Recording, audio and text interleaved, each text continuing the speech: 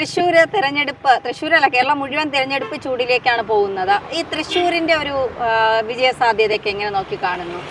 തൃശ്ശൂർ എൻ്റെ ആഗ്രഹം മുരളീധരൻ ജയിക്കും തന്നെയാണ്. കാരണം മുരളീധരൻ ജയിക്കും എന്ന് തന്നെയാണ് ഞാൻ പ്രതീക്ഷിക്കുന്നത്. അതിന് പ്രധാന കാരണം എന്ന് പറഞ്ഞു കഴിഞ്ഞാൽ LDF ഇന്ന് ചിത്രത്തിലേ ഇല്ല. സാധാരണക്കാരൻ്റെ മനസ്സിലൊന്നും ഇല്ല. LDFിൻ്റെ ഈ 8 വർഷത്തെ ഭരണം കൊണ്ട് ഏതാണ്ട് ഇല്ലാതാക്കിയിട്ടുണ്ട്. ജീവിക്കാൻ പറ്റാത്ത അവസ്ഥയായിട്ടുണ്ട്. ഇപ്പോൾ തന്നെ സാമൂഹ്യക്ഷേമ പെൻഷൻ്റെ കാര്യം പറഞ്ഞിട്ടാണ് കഴിഞ്ഞ പ്രാവശ്യം ഇലക്ഷന് നേരിട്ട് അങ്ങേ പ്രാവശ്യം. ഇപ്പോൾ ഹൈക്കോടതി പറഞ്ഞിരിക്കുന്നത് സാമൂഹ്യക്ഷേമ പെൻഷൻ ഒരു അവകാശമല്ലെന്നാണ്, ഔദാര്യമാണ്.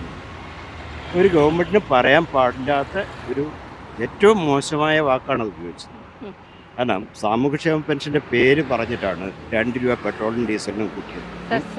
അപ്പോഴത്തേക്കും A to Z സാധനങ്ങൾ, ഉപ്പ് തൊട്ട് കർപ്പൂരം വരെയുള്ള സാധനങ്ങൾക്ക് വില കൂടി. അത് അനുഭവിക്കുന്നത് സാധാരണക്കാരൻ, പാവപ്പെട്ടവരും, അമ്മമാർക്കൊന്നും ഒരു വിഷയമല്ല. രണ്ടാമത് കള്ളു കുടിക്കുന്നവർ 1000 രൂപയിൽ താഴെയുള്ള മദ്യത്തിന് 40 രൂപ കൂടിയിട്ടുണ്ട്. അതുപോലെ തന്നെ അതിന് മുകളിലുള്ള 60 രൂപയും കൂടിയിട്ടെന്നാണ് ഞാൻ കേൾക്കുന്നത്. അതും സാമൂഹ്യക്ഷേമ പെൻഷന് വേണ്ടിയിട്ടാണ്. അപ്പോൾ ഇങ്ങനെ ജനങ്ങളെ ചൂഷണം ചെയ്തിട്ട് അവരുടെ നേരെ കുഞ്ഞനം കുത്തുകയാണ് LDF ഗവൺമെൻറ് ചെയ്തത്. അത് അർഹത യോഗ്യതയല്ല, അത് ശരിക്കും പറഞ്ഞാൽ ജനങ്ങളുടെ അവകാശമല്ലെന്നാണ്. അത് മോശമായൊരു വാക്കല്ലേ. ആരെയാണ് ബാധിക്കുന്നത്? സാധാരണക്കാർ, പാവപ്പെട്ടവരെയാണ്. അതുകൊണ്ടാണല്ലോ ഓരോരുത്തരും ഭിക്ഷച്ചട്ടിയൊക്കെ എടുത്ത് ഇറങ്ങിയത്. അപ്പം അത് വളരെ മോശമായൊരു സമീപനം. പിന്നെ ഈ ഗവൺമെൻറ് ഏതെങ്കിലും ഫീൽഡ് വിജയിച്ചിട്ടുണ്ട് ജനങ്ങൾക്ക് പ്രയോജനപ്പെട്ട മക്കളെ വിശ്വസിച്ച് കോളേജ് വിടാൻ പറ്റും? തല്ലിക്കൊല്ലില്ലെന്ന് യാതൊരു ഉറപ്പുമില്ല. പെൺകുട്ടികൾക്ക് പുറത്തിറങ്ങാൻ പറ്റും? വാളയാർ പെൺകുട്ടികൾ 9ഉം 11ഉം വയസ്സുള്ള 2 കുട്ടികളാണ്.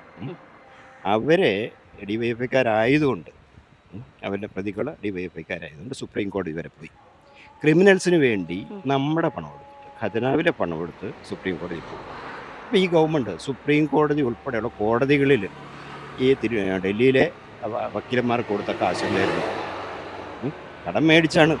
ദൂരത്തിനൊരു കുറവുമില്ല, അഴിമതിക്കൊരു കുറവുമില്ല. പക്ഷേ ജനങ്ങൾക്ക് കൊടുക്കാനൊന്നുമില്ല. അപ്പോൾ ഇതാണ് LDF ഗവൺമെൻറ്റിൻ്റെ അവസ്ഥ.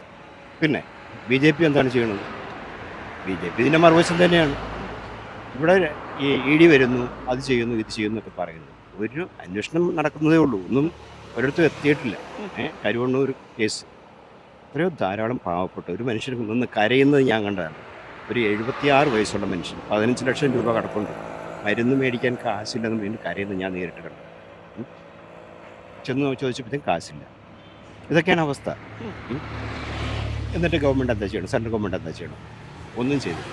മോദിയുടെ ഗ്യാരണ്ടിയിൽ ഉറപ്പില്ല. എന്ത് ഗ്യാരണ്ടി? മോദിയുടെ ഗ്യാരണ്ടി എന്താണ് ഗ്യാരണ്ടി? സ്ത്രീകളെ ചേർത്ത് പിടിക്കുന്നു പറഞ്ഞു. എന്തിനാ ഗുസ്തി താരങ്ങൾ സമരം ചെയ്തത്? അവർ വലിച്ചെറിഞ്ഞില്ലേ അവരുടെ അവാർഡുകളും ഒക്കെ?